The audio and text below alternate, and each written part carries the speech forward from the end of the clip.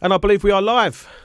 Hello, everyone. Thank you very much for joining us for another special guest interview live stream video. And I hope you are all well and obviously all staying safe. And I'm really very excited by this live stream video. I've got a very interesting special guest to come on with me. And my advice is get involved in the video, get involved and ask your questions using the chat section of the video, and we'll do a viewer's questions at the end of the interview. And there is a super chat option, which means that your question will definitely get seen and definitely get asked. And the super chat means a small donation to Pursuit of Perfect System channel, which I really obviously appreciate. Now, today's special guest is Jakob Ågren, which I hope I've pronounced correctly. And Jakob is the Director of Product Management for Dirac. So, Jakob, how are you doing? Hey, I'm doing great. We have amazing weather here in Sweden. Not used to this. It's like the Mediterranean. Yeah.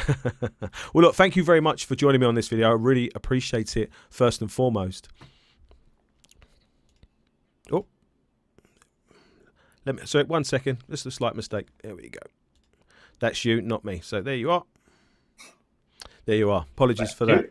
So, Jakob, I dare say everybody who's going to be joining us on this live stream video will be familiar with Dirac for its room correction options probably within their AV products, maybe their Arcam or their JBL or their NAD AV receivers and maybe their processors. And I'm sure everybody's keen to find out more about your new bass control, which I am as well. I'm really keen to discuss that with you. But I thought it might be a good starting point just to speak to you about Dirac as a company as a whole, because I know that you guys do more than just obviously room correction for HiFi and AV. So can you tell us a bit more about Dirac as a company as a whole and what other things that you guys do? Yeah, definitely. The company has actually been around for almost 20 years. It was founded back in 2001 by researchers from the Department of Signal Processing at Uppsala University. The idea back at that time was to use mixed phase control or mixed phase compensation to improve the performance of speakers. And somewhat unexpectedly to them back at the time was that they managed to land BMW as the first ever customer for the company. And the technology that was used in the BMW cars at the time, it is actually the same as was later used for room correction with the Dirac Live room correction system. So BMW, that was a huge win. We also did some collaboration together with them to develop other technologies that are also still used in automotive. Then, as most of you probably remember, 2007, 2008, there was this big economical crash. And being a supplier to the automotive industry when many brands actually went bankrupt or got sold off was not amazing business. So the founders looked at the IPs and the know-how and thought, okay, what else can we do with this to make money outside of automotive? So it was two approaches that were chosen at the same time. One was to look into the smartphone business. And back in those days, phones still shipped with inbox headphones. So I wasn't at the company at the time, they used the same IP, the same filter designed basically to improve the performance of the usually really cheap inbox headsets that shipped with the smartphones. And also a little bit later did the same for the built-in speaker or speakers. Only for that duty, you need to do so much more than just the mixed phase control. And from that date onward, really, mobile has been the biggest business for us in terms of revenue. I believe that the last couple of years, we have shipped in probably 250 million smartphones annually or close to. I'm not up to date exactly on who we're working with, but at one point we had all of the top 10 smartphone manufacturers except Apple, Samsung, and LG. And outside of China, well, who are they? But they are companies like Xiaomi, Huawei, Oppo, OnePlus. And they are really, really big. And also now we see them start to ship outside of China. And the other approach that was chosen was to look into room correction. The first customer for that was actually Datasat, which at the time was a part of DTS. And they had this product called the Datasat AP20, which is a professional cinema processor. And they wanted a new high-performance room correction system for it that was also well set up for integration duty. The device is going to sit in a control room somewhere, so connecting the microphone, Odyssey style, for instance, to the processor itself, and then trying to go calibrate a professional cinema wasn't really an option. So the same IP was used as was used for the BMW cars in terms of the filter design fundamentals. And a software was developed that allowed to connect to a processor and perform the calibration steps needed, calculate the mixed phase filters that results. And that has also had the same target curve functionality that we still see in the Dirac Live room correction today. Moving from there, Datasat became its own company. They also started making product for residential install and also for some well-off consumers. They are not cheap devices. Mm-hmm. And after that, the brands kind of kept coming. I believe that today we are at or very close to 20 different brands that use Dirac Live, with more coming this year and next. Oh, wow. Let me just quickly, let's put us on the screen together. Because I remember actually my first kind of semi-introduction to Dirac Live was within Datasat, and I didn't get to hear it, but it kind of gave it an aspirational type effect to the product, if that makes sense. Wow, that's an extremely high-end AV products. And when that was available at a more affordable price range, which really was maybe 4 or 5 years ago with the Arcam, the 390, the 550, and the 850, it's like, wow, all of a sudden, the average man can get access to this amazing technology. And I think that really kind of changed the shape a little bit of maybe expectation of what AV enthusiasts want, and it kind of made you feel a little bit special in the sense that you could have access to Dirac Live at a much more affordable price point. Was that kind of part of a plan, or does that just happen through natural growth? Well, similar to the way we did it in automotive and in smartphones, we have tried to grow the business from the top, so to say. Mm-hmm.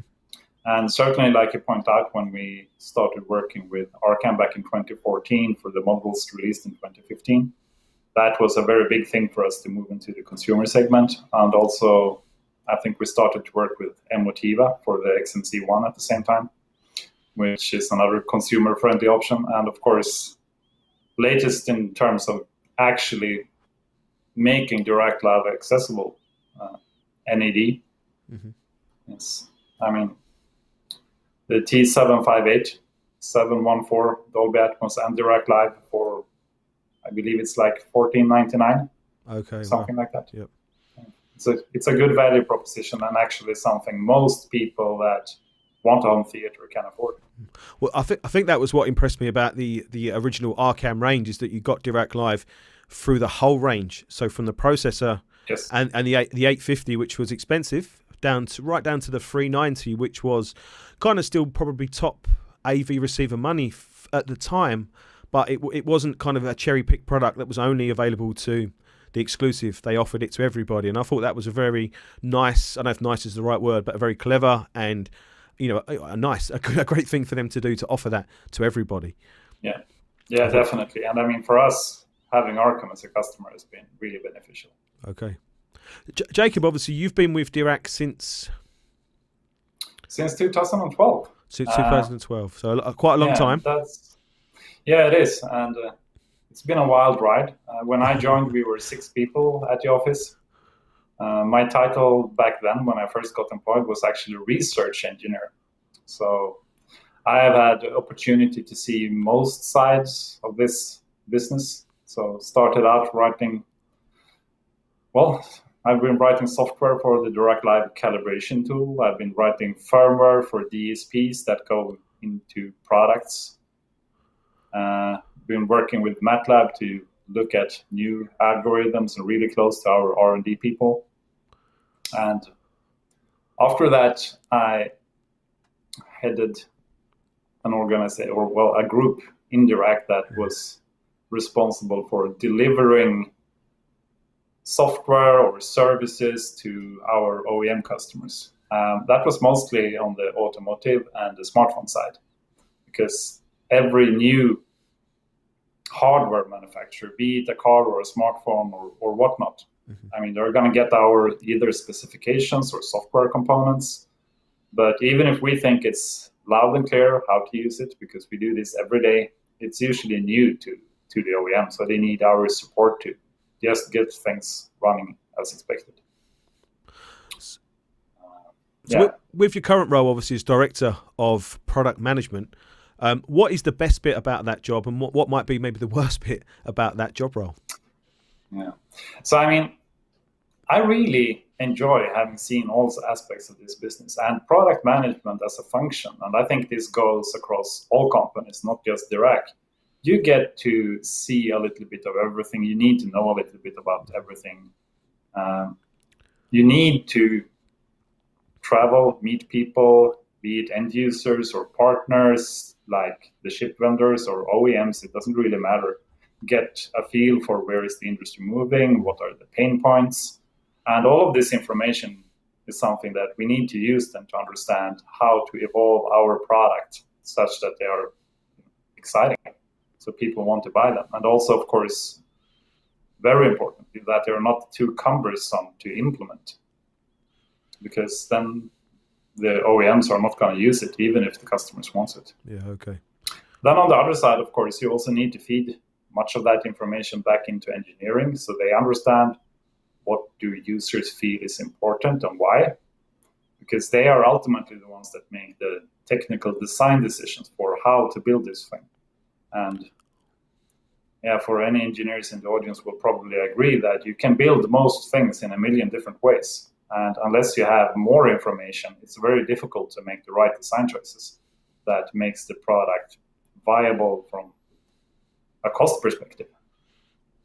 Well, we can build it like this, it's really clever, but if that cleverness is never ever going to be used, then it's just added cost. So trying to tie all of that together is on product management. Yeah. We was having a little chat. Oh, sorry, Jakob. We was having a little chat before we came on camera about quite a few different things. And one of the things that I was personally really interested about was a little bit about the size of the company, which we discussed, but kind of what goes on behind the scenes. What facilities do you use to design, the clever, very clever Dirac Live, and obviously the new bass control? What kind of R&D goes on behind the scenes to be able to produce these products? Yeah, so we have a fairly big research department that do actual research and then end up patenting things. And to support that, we have facilities in both Copenhagen, Denmark, and in Uppsala here in Sweden. And it depends a little bit. We have, I believe it's 3 listening rooms, is what people will call them, in this part of the business, but they often tend to get cluttered by random pieces of equipment or microphone arrays or speaker arrays or something else. And these are things that doesn't have anything to do really with room correction, even if they're used for that as well.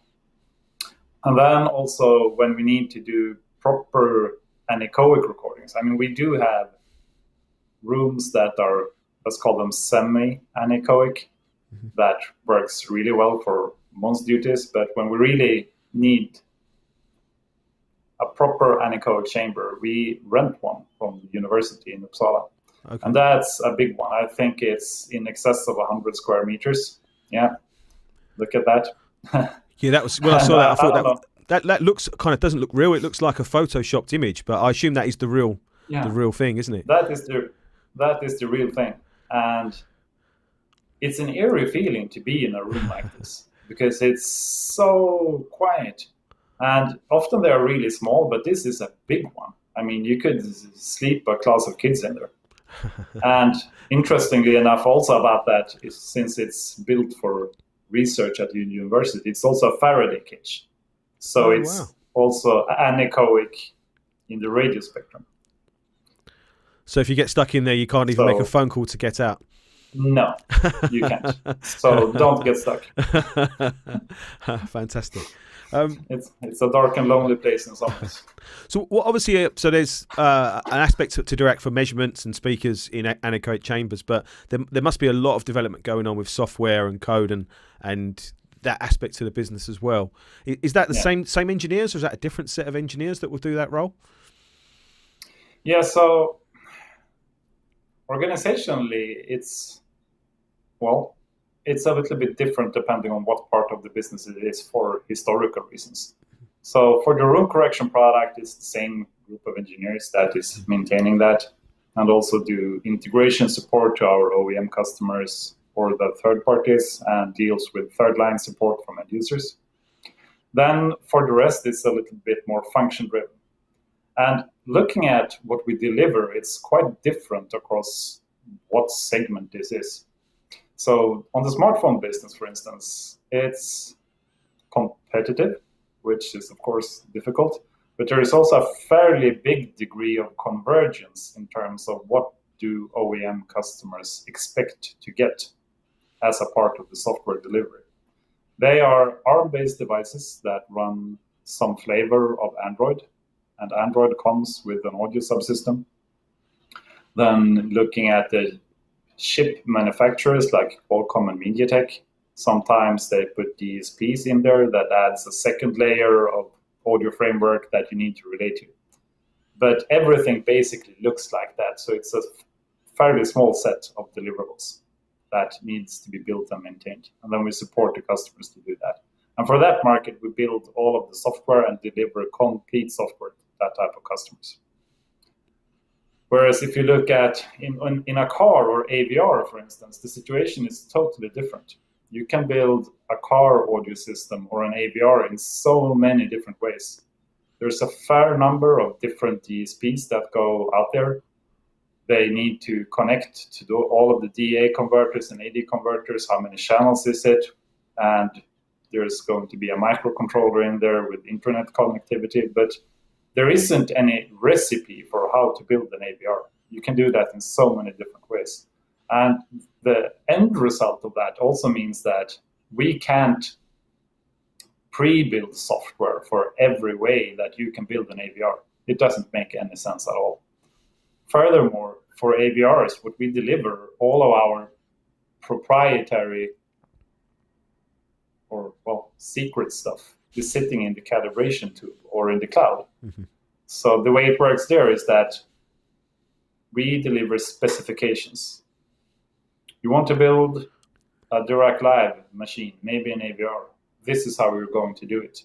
And we provide reference source code that their developers can look at to understand this is how it's supposed to work. But since these systems are so different between themselves, ultimately it will have to be integrated or developed for every platform individually. Is that why there might be a slightly different process? It's the same calibration process, but maybe a slightly different way of working with, I don't know, a JBL product or an Arcam to maybe an NAD? Is there because I haven't explained that question very well, but the actual, as you use Dirac software, it's the same, isn't it, for every end product? Yes, but obviously the controls beyond that are sometimes slightly different within an Arcam to an NAD, for example. So is that because the manufacturers still have control of their own AV product? They can still implement things their own way? Yes, they can. And I mean, the process from a Dirac Live perspective should be really similar. Mm-hmm. But it depends a little bit on the feature set that the OEM has chosen to license. And in the past, it has really only been two options where you can either have room correction from, 20 to 500 hertz, or you can have full range correction.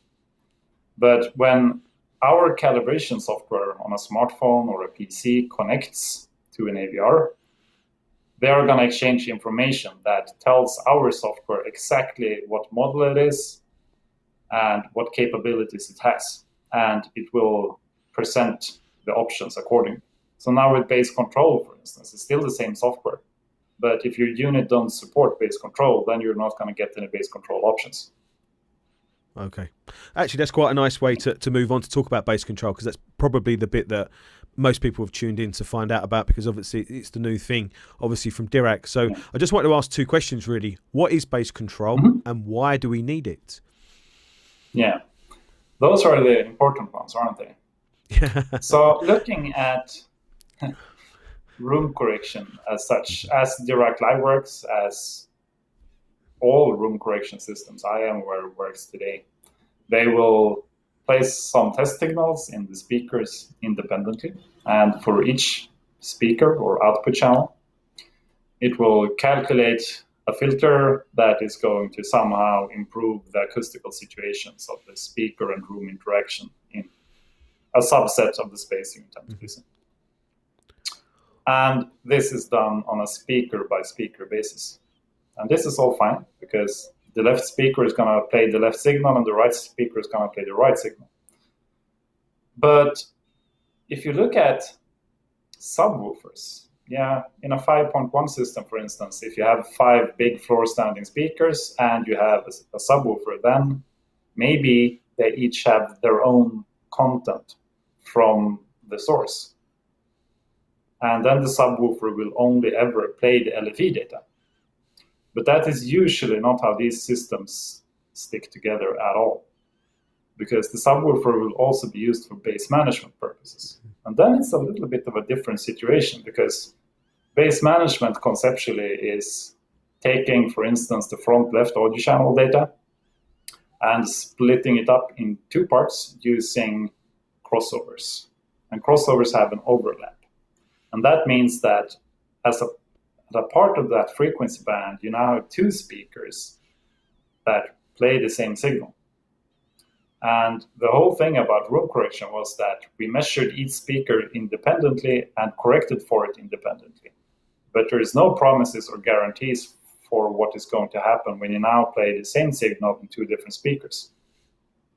That is not considered at all. And that is, as I'm sure many viewers are aware, that is a bass management problem, so to say. And how do you solve that? And another thing that comes up with bass management is people tend to add more subwoofers than one to their systems. And the main reason for doing that is probably not to get more bass. It's to get better bass in some way. And the question then becomes, better like how? And looking at the way sound interacts with a room in low frequencies, you have these standing waves that creates the room modes and the nods.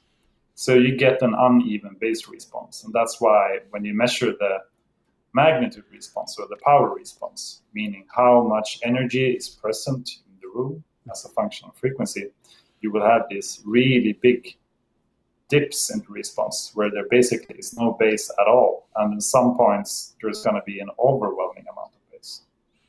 And you can't do anything about that if you only look at a single speaker.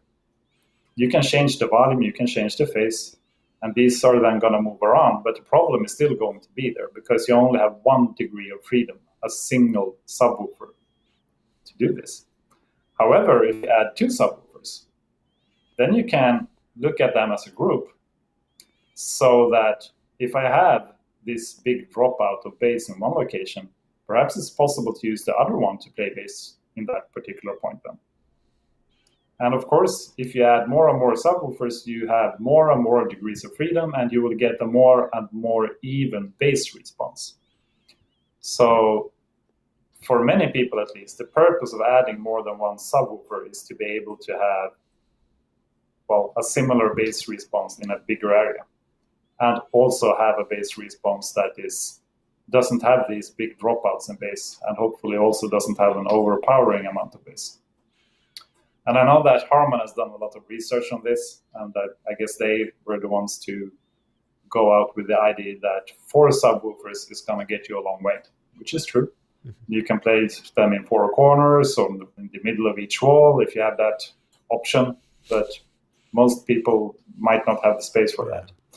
And in the end, even if you add 4 subwoofers, it's a question about how to make the most of this. You can, of course, start to play around with the delays of them and the phase, which is a single all-pass filter at the crossover point, manually, and put out a microphone. But it's really not intuitive for how to go about it. I mean, or at least I don't know how to set that up properly.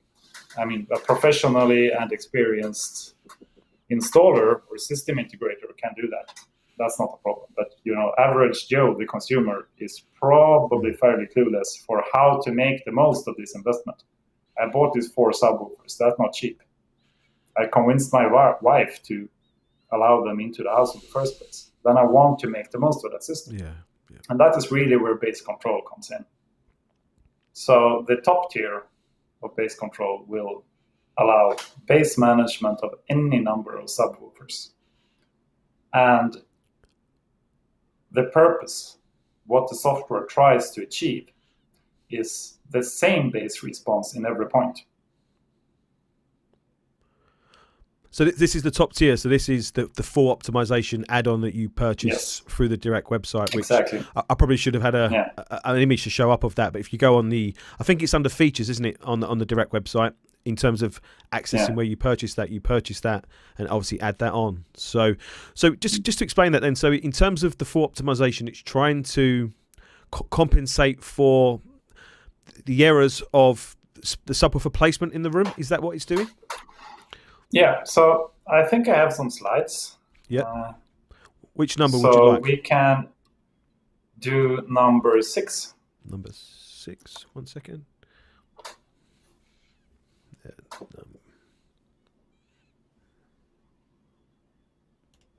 There we go. Yeah. So what we see here is 4 subwoofers in one of our rooms that have been corrected already with Dirac Live. The black trace we see, it's the average of 21 measurement positions.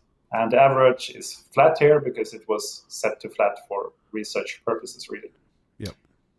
And this is what you're going to get then. If you use Dirac Live without bass control to correct for these 4 subwoofers, you're going to get your nice and flat average bass response. However, the blue traces are the 21 individual measurement positions. So we can see that down in the bass, the average, any given point can be expected to be really far away from the average, meaning that independently, these are not controlled at all. And it's also interesting to note that the shape of, or the trends, shall we say, for these 4 subwoofers is quite different. These 21 points were measured in a grid that is horizontal and vertical in the room. And that we can actually see in the top left and the lower right picture, where we can see that some of these points have a very similar behavior. So we have these groups of, or 5 groups that tend to follow the same type of behavior. And that's because the room modes that are excited are the length of the room, because it's the subwoofer that is in front of you and the one that is behind of you. Whereas the other 2, that is the top right and the lower left, they are more all over the place for this particular grid, because they are on the sides and slightly in front as well. So they don't traverse this measurement grid the same way. And the idea of using multiple subwoofers is to have speakers that have different types of problems in the room, such that you get diversity. So really what this is showing then is that even with using multiple subwoofers, it doesn't guarantee you're going to get really a perfectly even bass response, because the actual the room is So basically what this illustrates is that just using vanilla Dirac Live is not going to make the bass response even. Okay. But this shows the 4 subwoofers individually. So if you go to the next slide, number 7, yeah. So now here we have added the response of all of the subwoofers together with one of the front speakers. And this is basically what you would get if you run Dirac Live on all of your speakers. You turn on some crossovers for bass management and just add things together. This is the response you will get. And this is a couple of interesting things. We have now added several speakers that all average to flat. But that sum is not flat. Yeah. Because if you only consider the magnitude, then flat plus flat does not equal flat. And the thing here that is not considered is the phase of the system, meaning how do these 5 speakers in this case interact with each other. So if you have 2 perfectly flat speakers and then you phase shift one, it's going to sound totally different and they will add up differently. And also in the bass, we can see that we still have a huge variation down here at 35 hertz. Yeah. So clearly, just adding 4 subwoofers and running room correction for each of them did not solve this problem. And if you go to slide number 8, yeah, this is what you will get with bass control. And what has been done here is multiple filter design steps that is dealt with completely in the background. So first, each speaker got its own Dirac Live speaker or Dirac Live filter, same as they always did. After that, new gains, delays, and all pass filters were calculated for each subwoofer, such that the subwoofer sum together is as close to the target curve, in this case flat, as possible, and also such that the variations in the bass have now been minimized. We can see that in that problem area, there is still some variations, but it's what, 5-6 dBs, whereas it used to be in excess of 30 dB. I'm just going to quickly go back, Jakob, just to show the difference so people can see it again. So, yeah. Like obviously, if you look at the black line, the black line is the target line, isn't it? Which has still got, you know, a reasonable amount of variation. And then really you're talking about the big blue drop, aren't you? Which you can't see my mouse, I don't think, but it's kind of a big blue drop. You know, as you literally, it's the first blue drop, isn't it, as you go from left to right? Yeah. And then as we go back to the next slide, obviously that's now significantly reduced, and just the general variation along the target line is massively improved, or there's less variance, there is less variation. Yeah, exactly. And I mean, solving acoustical problems in the bass is something that lends itself really well to do actively using a digital method. Because trying to get that type of performance using passive room treatment, it's of course possible, but you need big, expensive, bulky bass traps and whatnot. It's both expensive, difficult, and it's not going to look like a home anymore. Mm-hmm. Whereas in high frequencies, passive room treatment works really well. And the way we implemented this feature in the Dirac Live Calibration tool is that we integrated this basically invisibly behind the scenes. You don't really need to do anything else. Let me see here. I think I have a slide for that too. This one? Yeah, if it number 10. Number 10. So. Yeah, this one works too. Yeah. So Dirac Live, before bass control, then you set the target curve, and it was supposed to, or it is supposed to, tell the system, this is the average magnitude response I want after room correction for this particular speaker. Now, using bass control, it still means exactly the same thing. But the interpretation of the target curve has changed to, for this particular input channel, this is the magnitude response I want. I don't care about what each individual speaker looks like, because that's not why I put 4 subwoofers in there. I didn't do that to set 4 different target curves. I did that because my 4 subwoofers and my full range speakers together should have a particular magnitude response. So the only new control that, yeah, this is interesting only because with the previous or kind of a non-bass controlled Dirac Live, you used to look at it as generally all individual speakers and subwoofers, and then obviously you could overlay them, but you never had the option to kind of see speaker plus subwoofer. And I always wondered why that was, and that is because it wasn't really being corrected as a full solution, was it? Which is what bass control is now doing, isn't it? It's basically correcting as a full solution per channel, so subwoofers and speakers as one, as opposed to individual. That's a really it sounds really simple, but I'm sure it's not. And that's interesting because if we go to the next slide, number 11. So this is what you get with bass control, and it says full bass optimization there. Whereas the previous slide, number 10, that says up mix only. Really, the difference between those two is that in the full bass optimization, you will get these improvements, whereas the up mix only, that's what you get if you only add the crossovers. Okay. So you can still do the bass management and you will be presented with the end result. But exactly what that's going to look like is not going to be corrected for. Okay. But at least you don't set the crossover blindly anymore. So the up mix only is, you can move the crossover point, and then you can see if I change it from 50 hertz to 75, this is what my uncontrolled sum will be. But you're going to have to make that decision for yourself in the up mix only mode. Whereas in full bass control, you will get all of these additional steps of filter design that only concerns the fact that you have multiple speakers playing bass at the same time.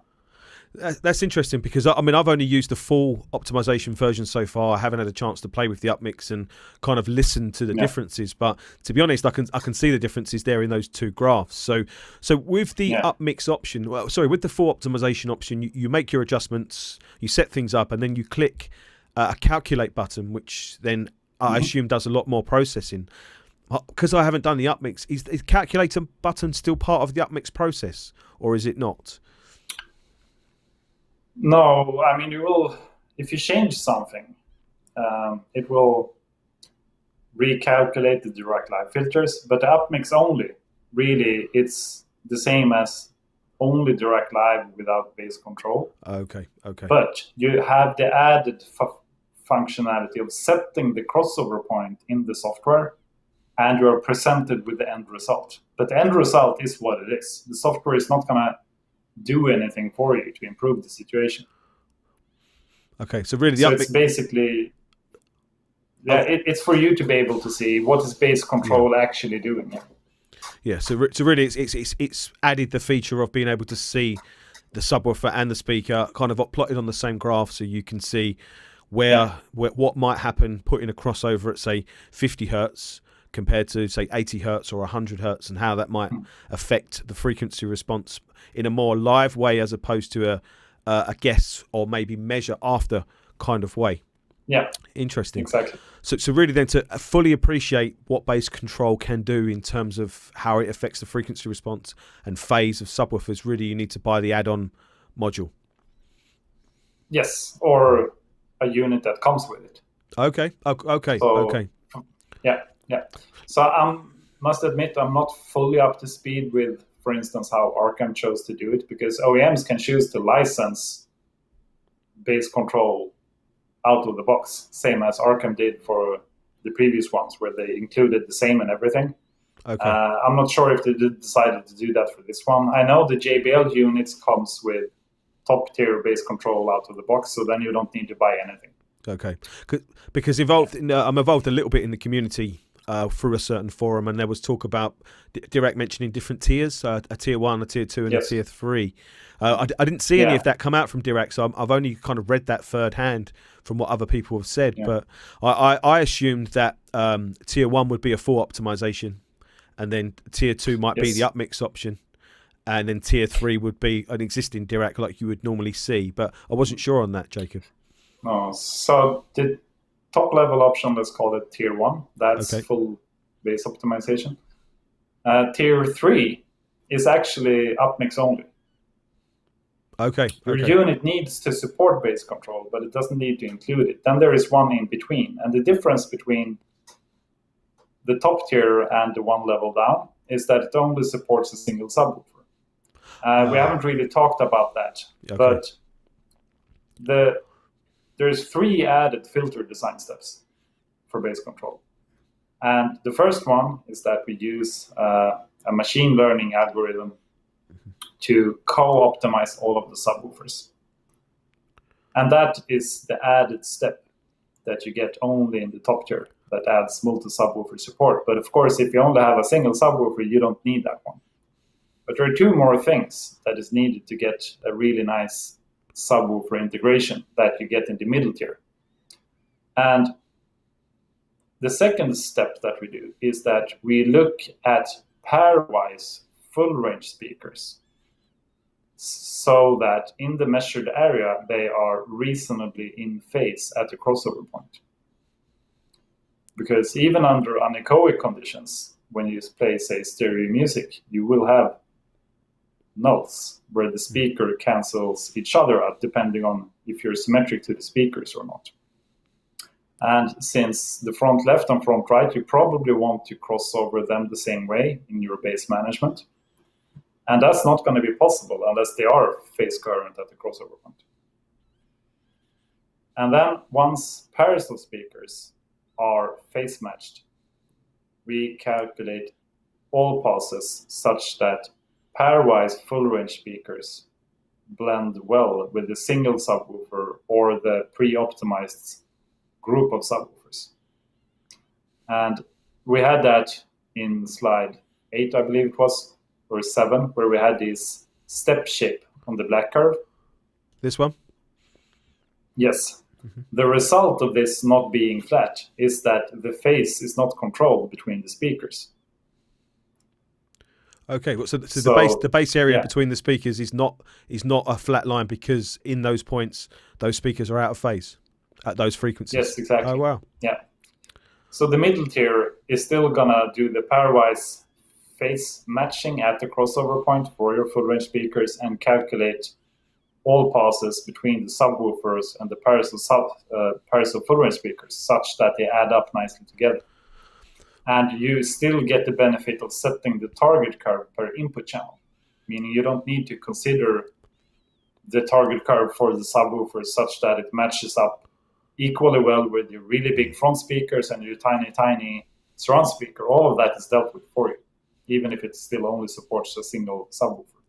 So I can see the benefit of this then being for 2-channel systems with a subwoofer then, isn't it? 2.1 systems, which obviously that moves us into a hi-fi arena outside of really a home cinema arena.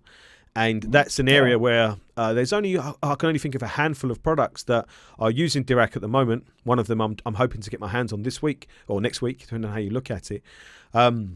Because to me, I always use Dirac for hi-fi and home cinema because the benefits are the same for both. You want to control the sound that you hear the same for both. To me, there is no differentiation between hi-fi and home cinema. It's audio reproduction that you don't want to be hearing nulls and peaks. You want to be hearing a more consistent sound. Would you agree?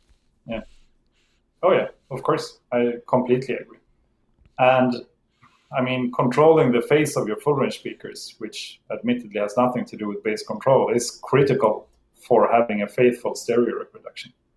And using mixed phase control, you can actually get a transient response that is something completely else.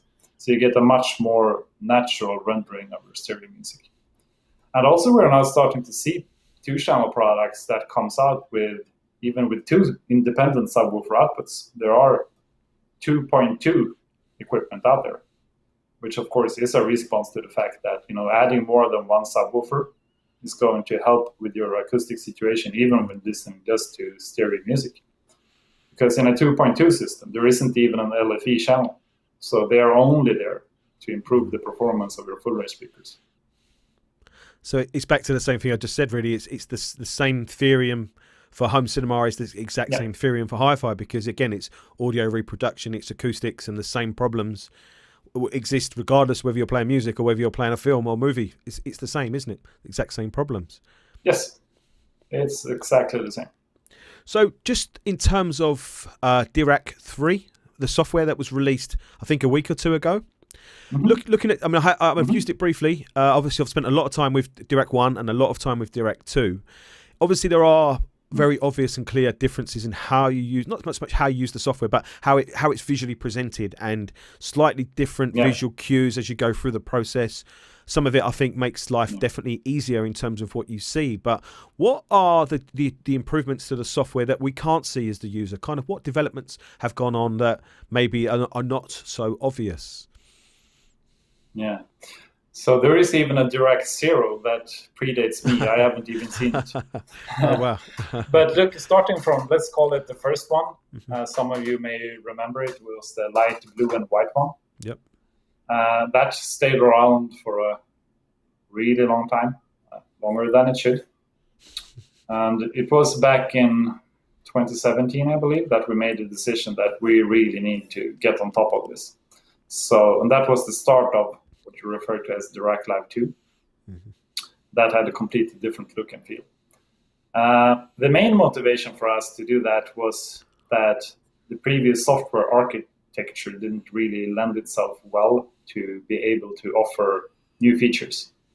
It was what it was, and it did what it did, and it did it great, but adding new things to it was just too much work. And we wanted to be able to have a room correction product that can evolve more easily. Our ambition is to be able to present something new and exciting in terms of room correction every year. Oh, wow. That's the reason behind, Dirac Live 2. Between 1 and 2, the only difference in terms of how things sound is a small tweak to the phase correction part. One of the most important aspects of having a good and faithful stereo reproduction is to have phase similarity between your left and right speaker. Maybe it doesn't sound really intuitive, but assume you sit in this perfect room, perfect speaker, glass of wine, and everything just sounds amazing. Then someone walks in and just switches the polarity of one single speaker. What's going to happen to your soundstage? Yes. Yeah, it's going to be totally ruined. Twisted, yeah. It's going to sound really bad. And the only thing that changed is that now your perfect system is always out of phase. But nothing else changed. Yeah. And in Dirac 1, it could, in some rare conditions, especially if the systems are really asymmetric, turn out that the phase difference was bigger after correction than before correction.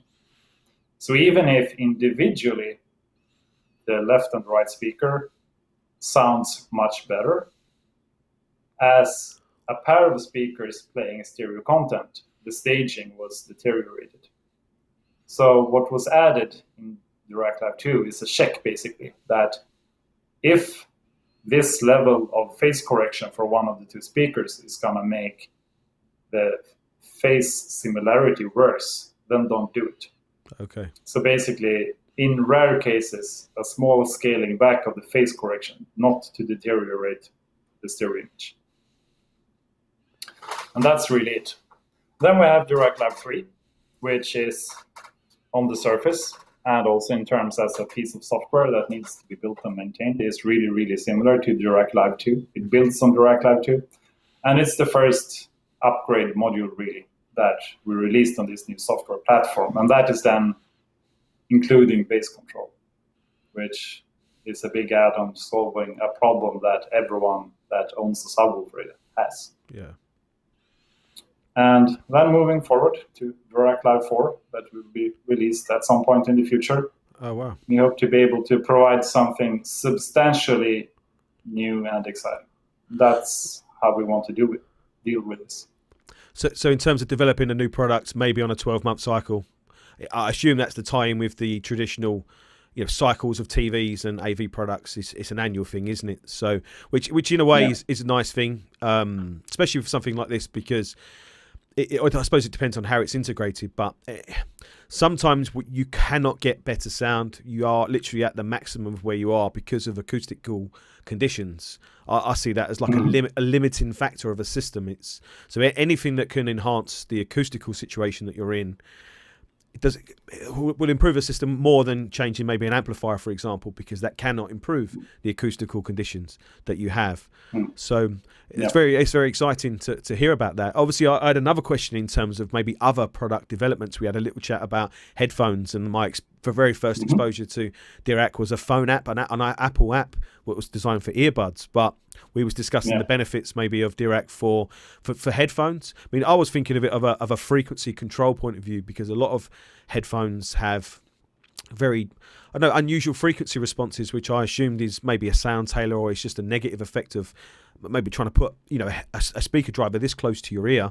They have to try and compensate. So outside of headphones, are there any other maybe technology or other developments that we might see coming forwards?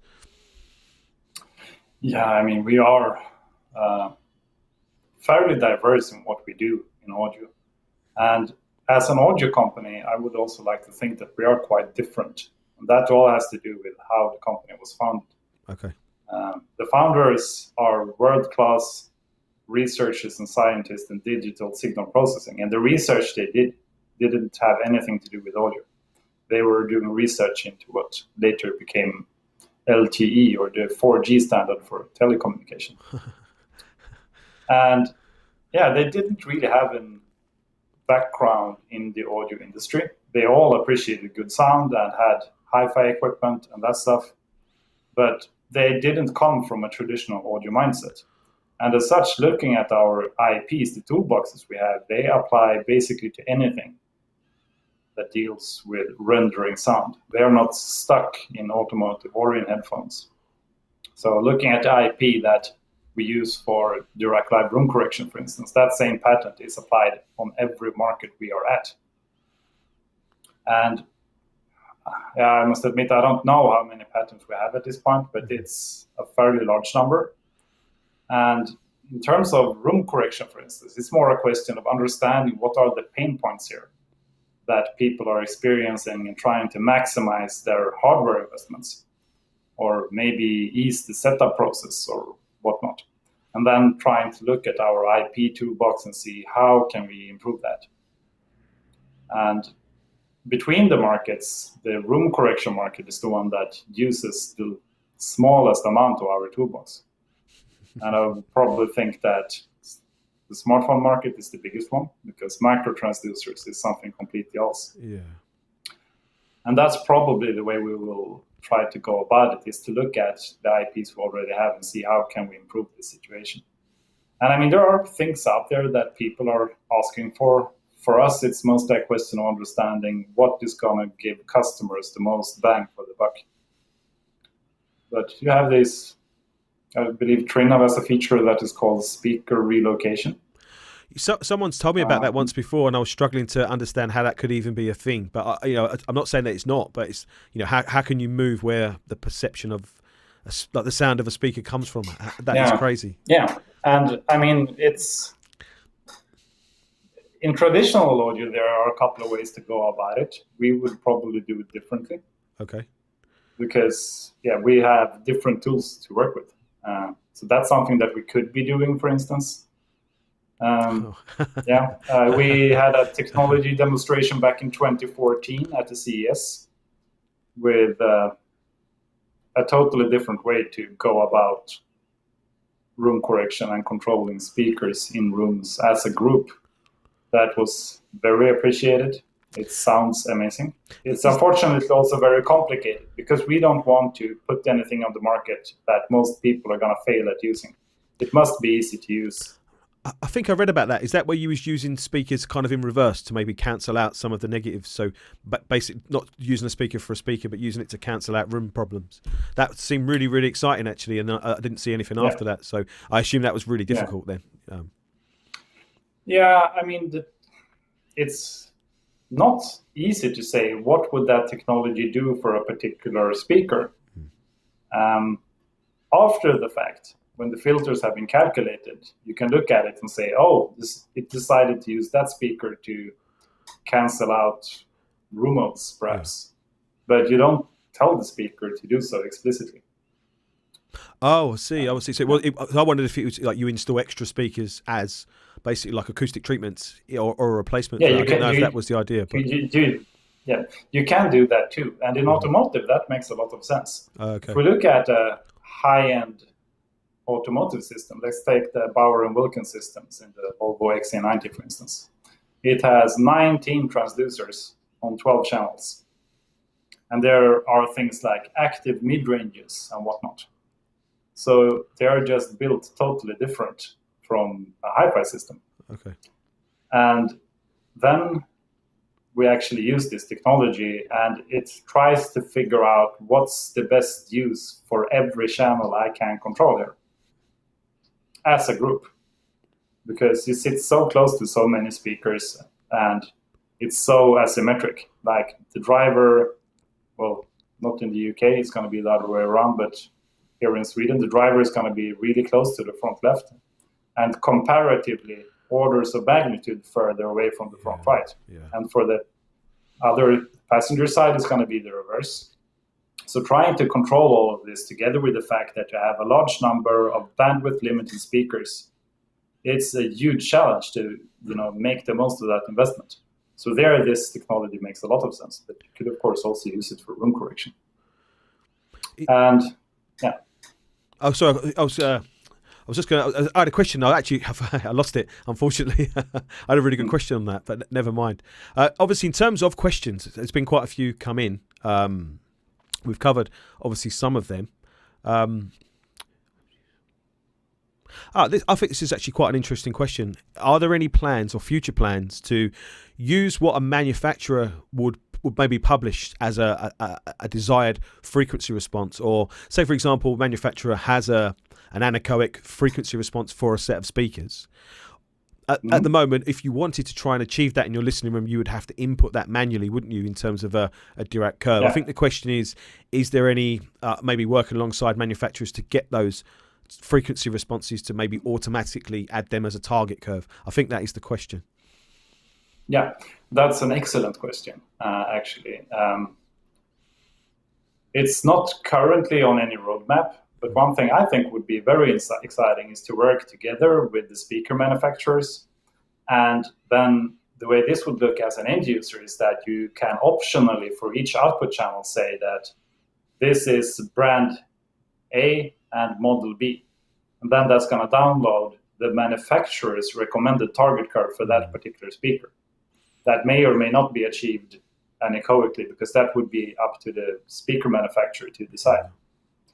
Because in the end, this is very much an information game. The more information we have about the system that is reliable, the more we can actually do. That actually makes me think things of... like... I was going to say, it makes me think of a system. Devilay have a system called, I think it's called SAM. Well, I think they do the measurements of the speakers, and then they add some data to their processing or to their amplifiers to supposedly get better performance from those speakers. But I don't know exactly how that works, but I think that's kind of the same model. Yeah. I mean, one of the main benefits would be to, for instance, detect the low frequency threshold where the speaker can safely be used. Because detecting the energy bounds is notoriously difficult, unfortunately. And just, being able to get that information right from the manufacturer would be really helpful. Yeah, I can see why that would be a huge benefit. Yeah. One of the questions, funny enough, someone's just asked for maybe more YouTube videos explaining how to maybe get the best out of Dirac, or maybe take measurements for Dirac. And what I would say is that's probably on me to do something like that. That's the sort of thing that I would probably like to do. So if they're going to moan at somebody, they can moan at me. I did make one a few years ago, but it was one of the very first videos that I ever made. And, production qualities have got a little bit better since then. So that's something that I will look at. Someone's asked the question, will Dirac be available within an NAD C658? I don't know if you would know that question. That's quite a specific question. I do know them. Oh, wow. It's a really nice piece of machine, actually. It's a okay. 2.2 preamp with Dirac Live. Oh, okay. And I guess the question is, will it have bass control at some point? And my reply to that is I sure hope so, but I don't know for a fact. But Okay. it would be a very natural target for bass control. One for someone's asked a question. I think you really answered this, but will full range speakers be able to work with subwoofers in bass control? That is something that you answered, wasn't it? So 100%. No. Oh, okay. No, not really. I think the question has a twist to it. Okay. So on top of what we already are doing here, if I have two big floor standing speakers, let's take the C658 for instance. I have a 2.2 system. I choose to buy really big floor standers that don't need bass management at all. And I also add two subwoofers.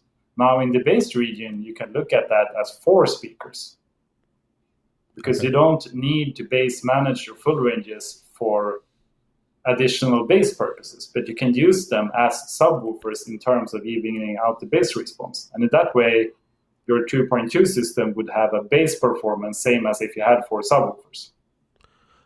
So really, if you have big full ranges that don't need bass support, you can, and we are already doing this in the lab, use them as subwoofers to even out the bass response. And it can be done conceptually. The algorithm does support it. When it will actually be implemented, I can't really say. Okay. So that might be a product in the works in terms of a development, because we need to choose to prioritize against other exciting stuff we also want to do. But that would be a natural evolution in terms of what we know can be done. So another question actually from the same chat from Kevin Howe. Are you tied to using your subwoofer with bass control? I think what the question is, basically, if you don't want to use bass control for music, but you might want to use it for home cinema, I assume that would be a manufacturer implementation of the AVR, wouldn't it, rather than a Dirac specified thing? Yeah, it is. Excellent. The OEMs have a big degree of freedom on how to implement this and turn things on and off as they like for different use cases. Okay. Actually, this is quite an interesting one, because it's something that I notice less on certain products and more on others. But someone's asked, is it normal that after you've done a Dirac calibration for the overall volume to be lowered? And why is that? Sorry, that's what the question is. Yeah. Normal, it can happen. Let me put it that way. It's undesirable, of course. This all has to do with the fact that these are digital machines. And as such, there is a biggest and a smallest number, because you only have a finite number of bits of precision. Mm-hmm. So let's assume we have 32 bits of audio, for instance, floating point.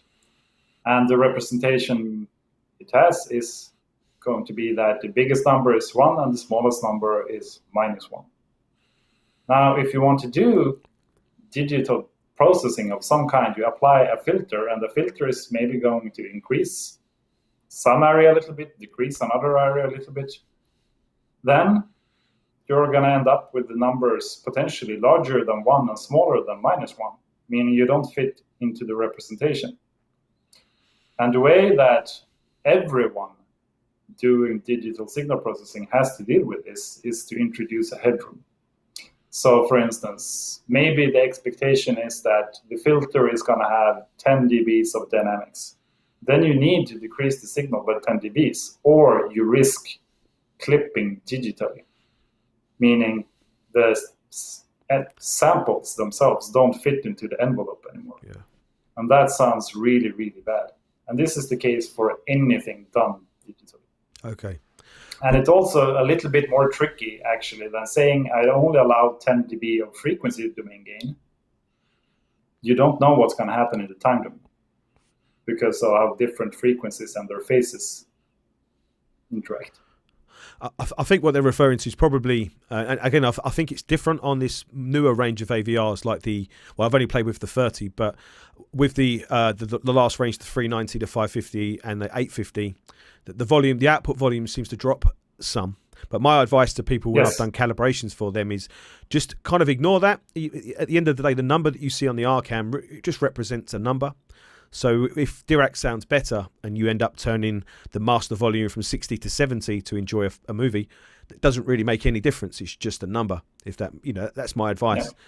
My advice to them through the calibration kind of process. And there's one other question that's just come in from John Sweder and I think does Dirac Live work with ASP and not only DSP? I assume that's analog signal processing, but it's a digital signal processing solution, isn't it? So I think that would be the answer. Yeah, I don't really know what the question is. It's confused me. Sorry, John. I've tried to answer that one. It's a difficult one. What I just wanted to kind of finish with, if that's okay, Jakob, is that what we was discussing before we came on camera. Something kind of popped into my mind is that sometimes as technology improves, that inevitably means it becomes more expensive for the end user. And one of the amazing things about Dirac was that it started off in datasat, as we mentioned, then it became much more affordable with either solutions for miniDSP, which are more affordable again, or the Arcam range you can pick up. I'm not sure what the new one is, but probably about £2,000 for an AVR with Dirac, full Dirac as well. You're not limited in any way. So if Dirac starts adding new features all the time and gets better, does that inevitably mean it's going to get more expensive for the consumer, or is it because you put a lot of stuff in the cloud, it actually means that implementing these upgrades is easier for manufacturers? I don't know if that's the right way to ask the question, but yeah. So I mean, in the end, everyone wants to save money. So what we may even start seeing is that some units may ship Dirac Live capable, but it doesn't include it at all, because the OEMs don't want to pay the royalty, and then the end user can choose to upgrade at their own cost. So, it's in the end, it's only a question about who is paying here. The cost of implementing it is usually not the problem. It's the royalties that the OEMs can choose or choose not to pay. Yeah. And that's what we see with NAD and Emotiva, for instance, that includes a somewhat limited version of Dirac Live, and if the end user wants the full version, they can license that part themselves.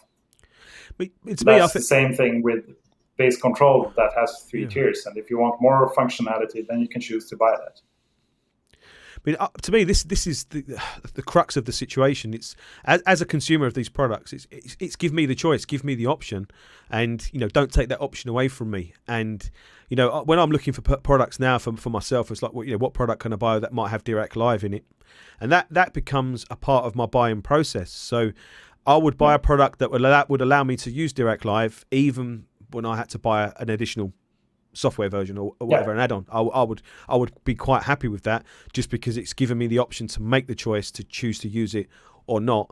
And personally, I'd like to see more of that come into 2-channel audio for sure, because I feel like it's very much now available within multi-channel products through Arcam, obviously through JBL, through Bryston, through Storm Audio. I'm sure there's 20 different other manufacturers, so it'd be nice to see that trickle through or make its way through into HiFi products. Now, I appreciate that might be difficult because of a lot of HiFi products are analog circuits rather than digital circuits, but with streaming products, with kind of which computer servers, music servers, that to me seems like the perfect position to be adding Dirac Live as an option or as a feature.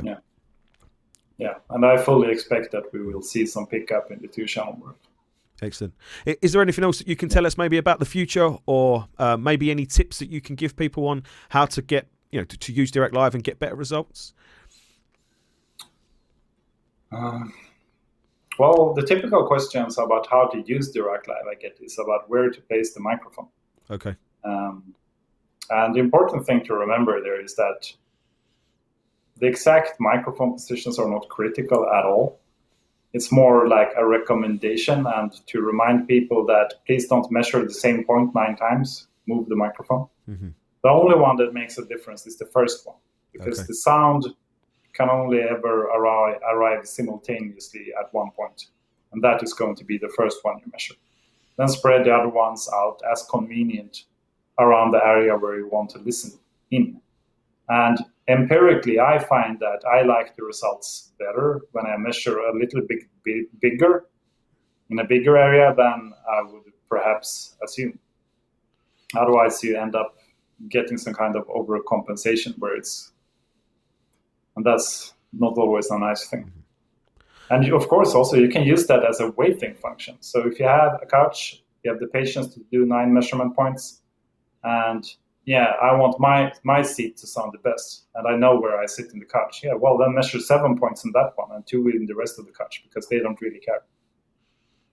I see. So what you're saying is, because normally Dirac gives you kind of an optimal position, doesn't it? It gives you the dots to follow. And I actually think one of the best changes to the way that system works is that you didn't have to follow the exact dot pattern, which meant you could measure all the back ones first and measure all the front ones first or second, which when you do a lot of these like I do, that makes a huge difference to kind of like a workflow. That was a really big improvement. So what you're suggesting is maybe kind of think about where you might sit, how important the main seat is, and then think about measuring around that as an area, but then making sure that you measure in a larger area as well, and don't make the measurements too close together.